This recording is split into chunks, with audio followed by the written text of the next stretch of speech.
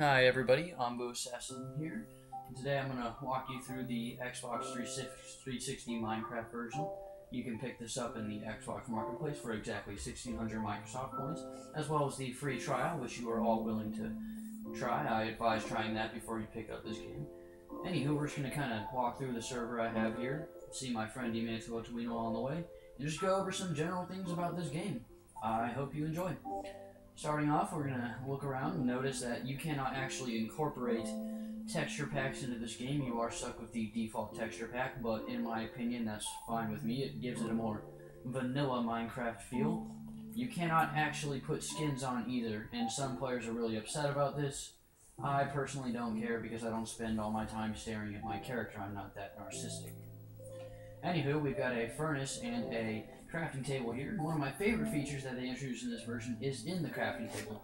When you open up the crafting table, no longer do you just see the square as you see in the bottom left, but you see an entire list of things you can build. You've got structures, tools and weapons, food, armor, mechanisms, transport, and decorations, as well as complete recipes to build each one.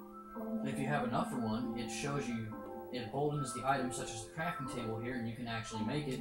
So say you wanted to build a wooden pickaxe, all you have to do, you can actually show the description right there. It'll tell you that's required to mine stone related blocks and ore. And to create it, all you have to do is press the A button, puts it right in your inventory. If you have an open spot in your scroll wheel, it puts it there. And to simply get rid of it, all you have to do is press B. B is to throw it away. Jump is A, but since there is no creative or survival, or adventure mode rather, in this game, there is no sprinting and there is no flying. I would have to say this game would take place about the time of 1.7 in the beta without all the features. You do have to terraform like you did in the old days where a lot of work is required. I actually did this myself. I terraformed from that corner there, all the way out to there was an entire mountain. And it took me about 5 hours of work. Those of you who love the vanilla Minecraft's hard work like I do will really, really enjoy that. I really enjoy the fact that there is no creative mode in this game. All players who play in this version start out with a map, which is a newer feature, and I appreciate that too. I lost mine, however, before there was a wall here around the trash compactor, as I call it. I backed into it and lost my map, but you can remake it. This was a pretty nice feature that they decided to throw in for me randomly in my world, so I can just dump whatever I don't feel like having in there. It helped me a lot when I was terraforming. As you can see, there you can grow cactuses. My friend Emantuo is growing them himself. I do not recommend hugging these because they do hurt. However, it looks like a friendly pig walked in and left me some food. Thank you. Mechanics still work like they do in regular Minecraft, especially with physics. Sand and gravel do fall. Pressure plates on corner doors do open the doors. You do have to sleep in a bed to bring the daylight, and it also sets your spawn point. Those of you who are big fans of the, actual Minecraft, you will notice that the chests do not open and close like they do normally, but they are still chests. Walking back out, let's go ahead and take a look around the world. As you can see, the render distance is pretty much the same. You don't actually have to change it, which means more, or actually less lag, which is actually a lot better to me. The signs, I appreciate the signs more because you can actually, in my opinion, type the text in easier than you can on the keyboard because of the Xbox keyboard itself. Let's go ahead and take a look in here. Torches, of course, illuminating the way into the mountain. Sean has done all the work here himself. He has made a mead hall here. Yes, his chairs are a little bit close. I've gotten on him several times because I wish they were a little farther out. I would like to feast in here as though it were the halls of Asgard, but we can't always have what we want. He did make this really nice staircase here for me to climb up, and we're going to show you around here. Earlier I asked him what he was doing around here, and he said he's kind of building out some terraces to circulate the mountain to make it more of like an actual tower, kind of terraforming the mountain as well, keeping it from expanding that far. He's actually down there. Another feature, all players are shown with a green, red, blue, etc. bar over their head. You can have 8 players in a server. I've only had 4. But every player has a unique skin and a different color above their head.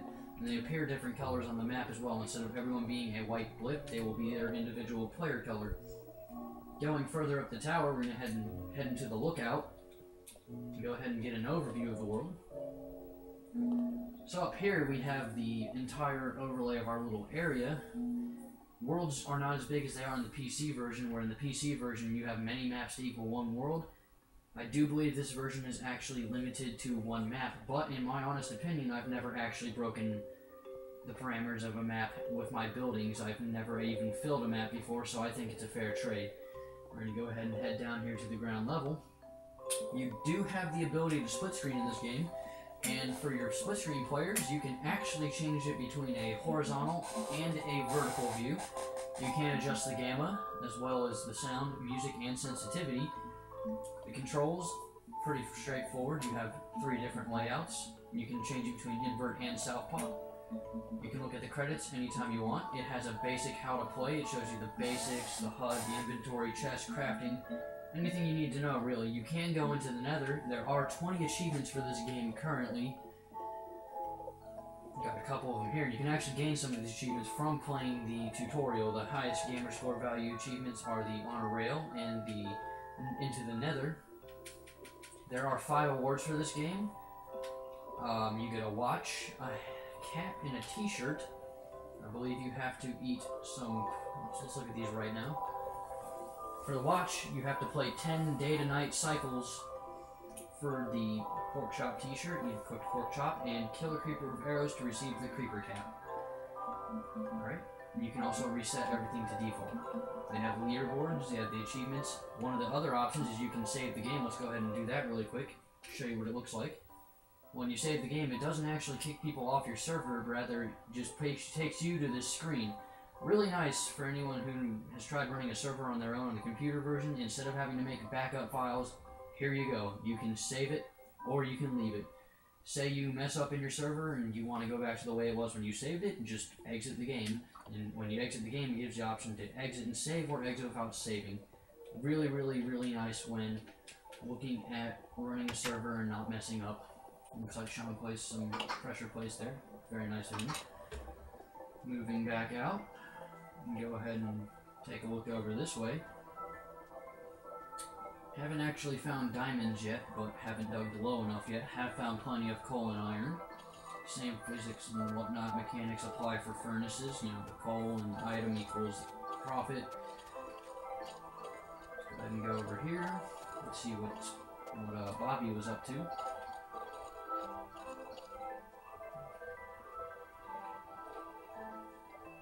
Looking in here, it's just a little hole. If you really couldn't see in there and you have a torch, like I said, you can adjust your gamma settings.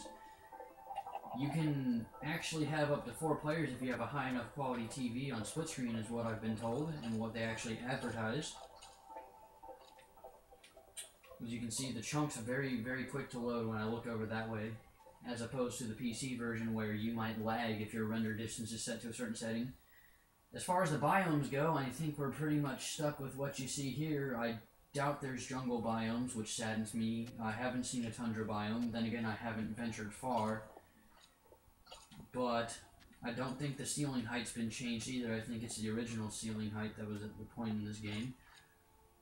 The lag, though, it is really nice being able to play this without having lag, in my opinion. Lag is really what turned me off the computer version sometimes, especially when there was a Java error that you couldn't control or you couldn't move.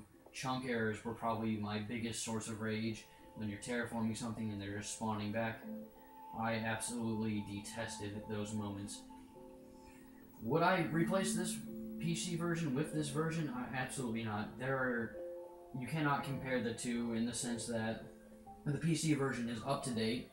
It has all the features. You can do a lot more with it. You have actual command prompts and in-game text typing, whereas on this, you don't have any sort of God mode or admin properties that you can put in there. You can't put any mods in.